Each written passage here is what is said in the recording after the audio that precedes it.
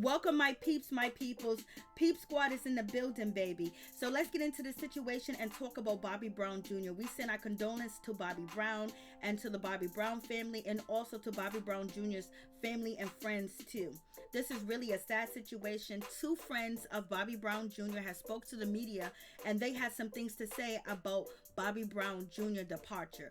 One of the people that did speak to the media, her name is Carrie Grave, and she has some things to say about Bobbi Brown Jr. because allegedly she's the last person that may have spoken to Bobbi Brown Jr. She said when she was on the phone with Bobbi Brown Jr., it sounded really, really bad. She said her and Bobbi Brown Jr. was on odds.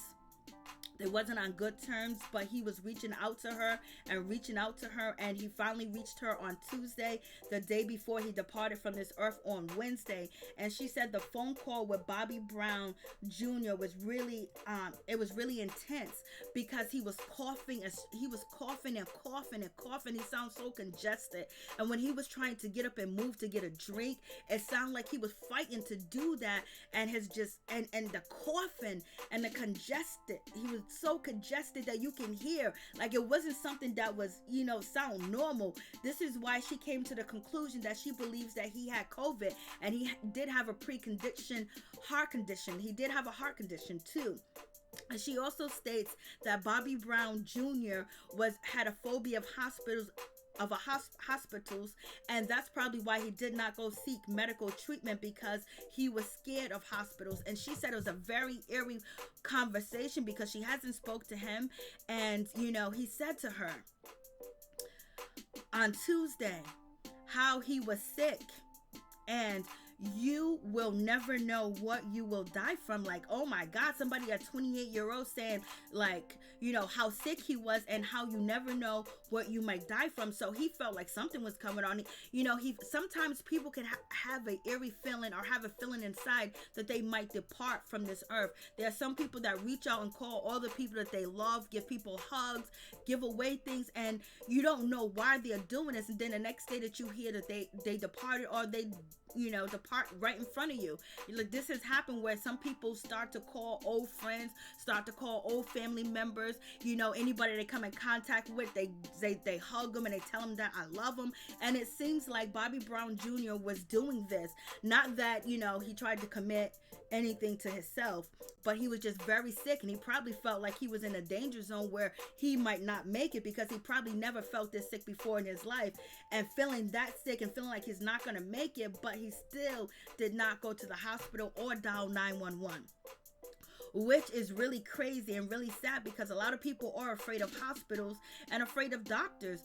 But in this day and age, 2020, you never know. You have to take care of yourself and your body, and you have to go get some help if you don't know how to help your own self or heal yourself. So this is really, really, a crazy situation and a sad situation. But the Bobbi Brown family did reach out to the media. Bobbi Brown Sr. and his attorney basically said, please, lift him up in prayer and his family, and support them on that terms. But now we have but one of Bobbi Brown Jr.'s friends speaking up, Carrie, and Carrie said that, it felt like he predicted his own death on the phone, because he died hours after, talking to Carrie Grave, and he basically said, you never know what you're going to die from or how you will die. Like, that is crazy, like, for someone 28 to be thinking about death, especially when they're not, like, in a dangerous environment, they're not in, like, a hectic environment, or in the hood, or in a dangerous situation, which Bobbi Brown Jr. lived in a nice home, a nice gated home, and this is actually Bobbi Brown's home. So his son did die in Bobbi Brown's home. So Bobbi Brown was in his son's life, and he was taking care of his son too, and his son was living in his home, but there was nobody there to actually give him medical treatment, or actually, seek to make sure he's got medical treatment, which is just really sad. I know Bobbi Brown is hurt, but he did love his son. He did take care of Bobby Brown Jr.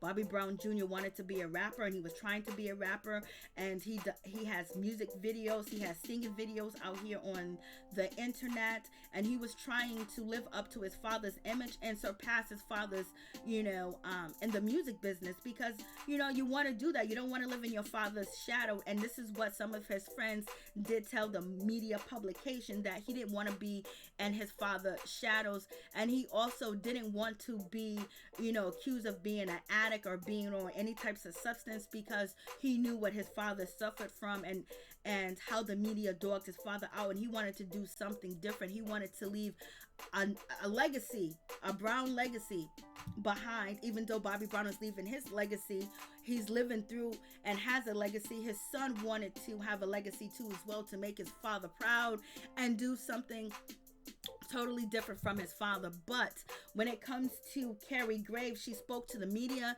and she basically said that he suffered as a young child with a heart condition, and she said that he sounded very ill, very sick, and she didn't know really what to do. As she was on the phone talking to him, it was eerie, like she was shocked. It's like, you're speaking to a person that is about to depart from this earth, and that gotta be eerie, and that gotta be eerie that you was the last person talking to him, allegedly. And she also speculates that Bobby Brown Jr. did have COVID, and Bobby Brown's family said that they believe he did not have COVID, So Bobby Brown did speak with his attorney that he believed his son did not have COVID at all. So this is really, really one of them situations that is just sad. And maybe it could have been prevented if he did seek medical treatment. And on the screen you can see Bobby Brown Jr.'s girlfriend, but he was reaching out to his old girlfriend, which is Carrie Grave, and he's spoken to her. So I don't know if that's going to play a part in the situation. But from Carrie's Grave perspective, with her interview, she said, I felt like he had COVID or maybe another illness that did not make it easy for his preconditioned heart condition. He definitely knew something was going to happen. It sounded like a super bad cold, a heavy voice that sounded congested, and I heard him cough intensely when he got up to get a drink. And she also says, we were not on good terms. He reached out and called me out of the clear blue sky after texting me that he needed to talk to me. He hammered in the fact he loved me and wished we could be together. It was all so weird, she says, because she was just shocked. She goes, and also Bobby Brown Jr., he was found dead in his father's home. Rest in peace, rest in power, on Wednesday afternoon, when he just spoken to his ex-girlfriend Carrie Grave on the phone, which is just a sad situation. And on November 18, 2020, around 1:50 p.m., officers from the LAPD West Valley Division responded to a call of a medical emergency at 5200 White Oak Avenue, Los Angeles. Police department said in a statement, officers discovered a male unconscious and not breathing. The male was identified as Bobby Brown Jr., the son of Bobby Brown Sr., and was pronounced at the scene. The coroner's office was notified and is handling the investigation. There is no evidence of foul play. A spokesman for the LA County Department of Medical Examiner Coroner and Bobby Brown Jr. full name basically said that he was pronounced dead at 2:03 p.m. at the home of Bobby Brown. Like, Lord have mercy. And the deputy medical examiner is scheduled to examine the body later Thursday to determine a cause and a manner of death. Whoo, Lord, that's a crazy situation. So, right now, probably the autopsy is already clear and done, and Bobby Brown and his family's probably already been notified of the situation and got the information, but we will see if it's released to the media. And also, a friend of Bobby Brown Jr. says that Bobby Brown Jr. probably died from too much partying. So a friend, Mikey Polo, has said Bobby Brown Jr. may have been partying too much before his death, but was not a drug addict or depressed.